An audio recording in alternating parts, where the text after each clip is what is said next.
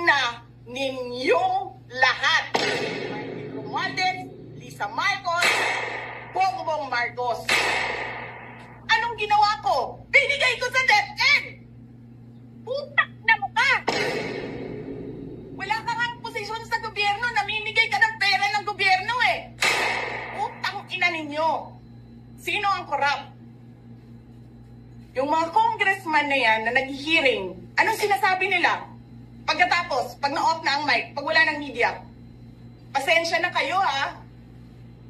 Kailangan kasi namin ng pera. Mag-eleksyon na kasi. Lisa Marcos, naalala mo, nagpadala ka sa akin ng video? Sinabihan mo ako saan kukunin ang pera. Pinakita mo ang muka ng tao